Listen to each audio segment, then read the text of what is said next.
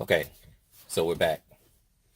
So the one part I don't care for, and that you can see, man, I've already scuffed this thing up. The way I drive, that's my right foot. Pretty sure you knew that. But the way I drive is I like to have my foot turned somewhat like this, like a duck, I guess. And I like my knees to be at a certain width with that foot turned like so. I hope you can see it with that foot turned like so. But if you can understand what I'm talking about, from here to here is way too tight compared to my truck, compared to like any vehicle. We lost space somewhere up in there in that driving area, and fatigue starts sitting in on my right knee, strangely enough, on the trip back, on this 2 hour trip back. That's a disappointment, but I'm not using this much for a road vehicle anyway, so that won't be much of an issue. But man, I could not spread that left leg out, or turn, not that left leg, but I couldn't turn that left foot out like I would in any other vehicle. And I know it probably has something to do with whatever's going on behind this firewall, where somehow we lost space. So I guess if I were sitting over here on the passenger side, I wouldn't have that much of an issue. But yeah, that's a beef. And it's pretty major to me, but I'm gonna deal with it. And as you can see, I'm scuffing stuff up already, but um, I'll probably put some type of kick panel to cover that up, because I want to hold on to it for maybe 2 or 3 years. Um, Being first adopter, or one of the first adopters, and yeah, I know 300,000 vehicles have been sold, and I think my VIN shows I'm 331 something. But in the grand scheme of things, when you talk about Camrys, uh, uh, Maximas, Toyotas, Nissans, or even any other vehicle, that's really not a lot of vehicles. So you're still in that first adopter stage, and hopefully I'll have enough value in the vehicle by the time I am ready to sell, to be able to sell it.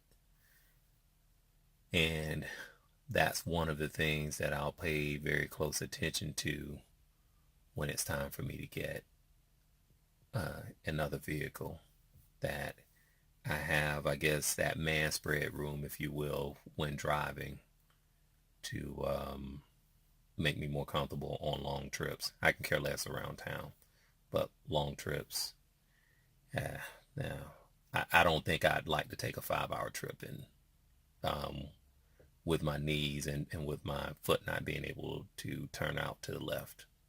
Petty, but yeah, I'm not doing that. Now that I have the light on my camera, this gives you a better shot at the USB ports here.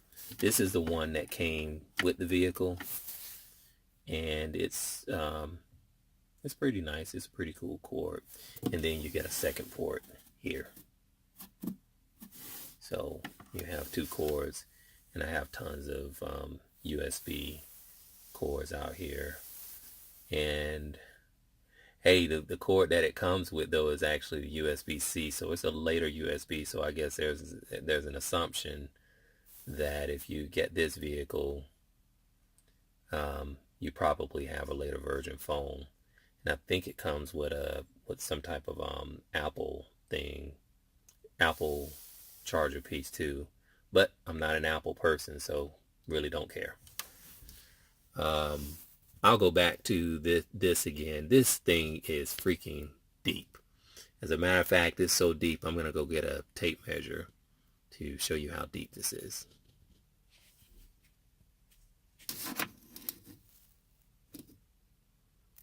So yeah, um, 9 inches deep.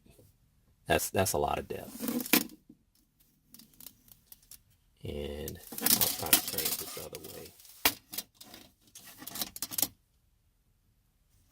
It goes, I'll call it roughly 11 this way. And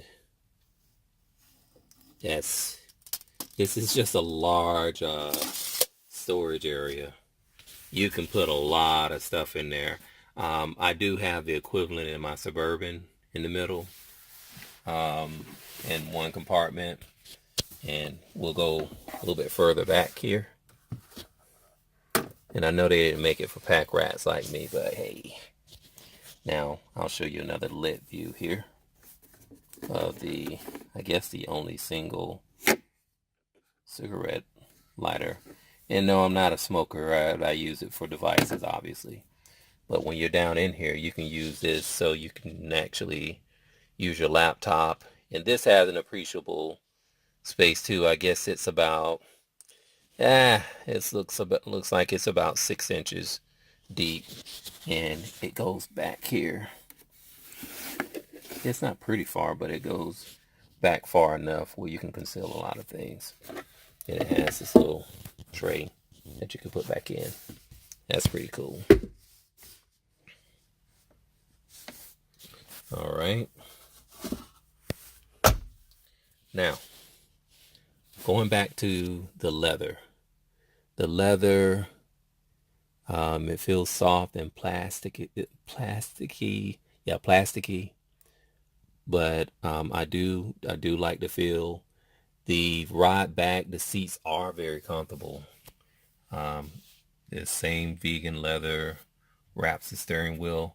Now, I think I was looking something up for someone on Amazon about the width of steering wheels, and I think this one's a relatively small steering wheel. Let's go ahead and get a measurement on that.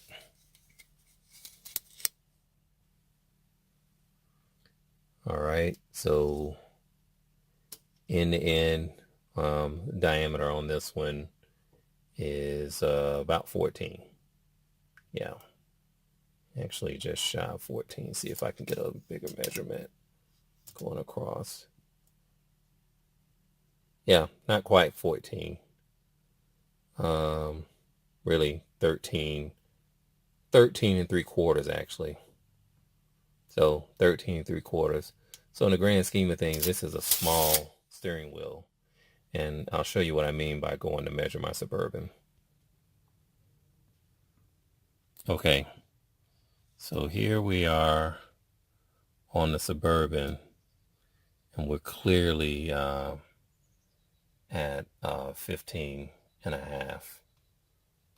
I don't know if it's showing up rightfully or righteously on there. And if you're measuring, if you're a carpenter, you call it 15.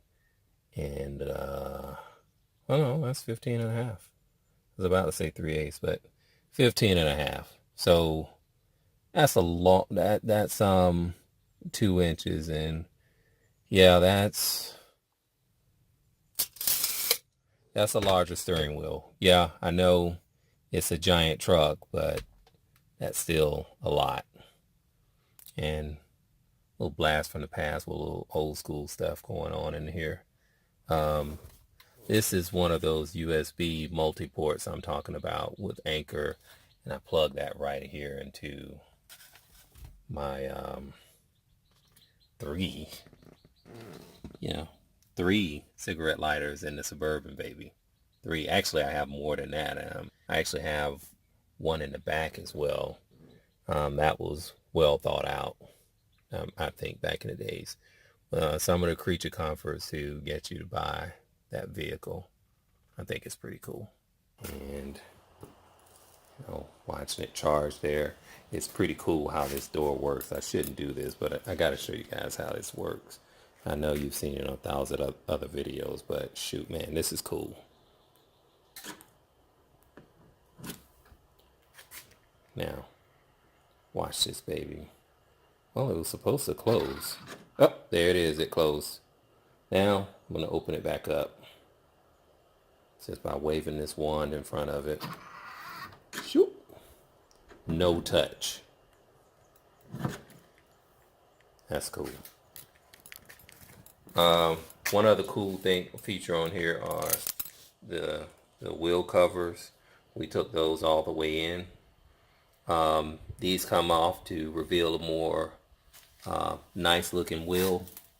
You can see that on another video, or I can shoot you pictures of it later. I don't feel like taking it off right now, but that's pretty cool. When you look at the tires, they are Michelin's, which I don't think Michelin's have a blemish on their record yet. And they are Michelin 235 45s. 235 45 18s. Yep. 235 45 18s.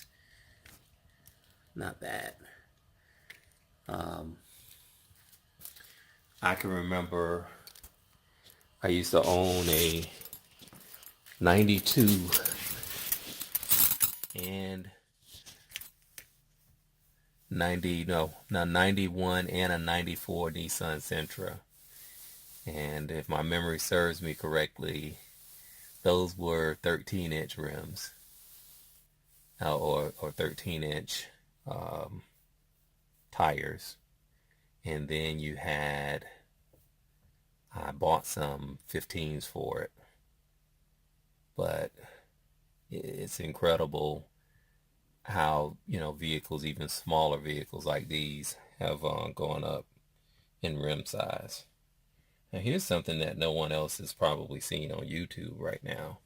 I'm about to see, because I was just looking at this as I was talking to you guys. Let's look up inside this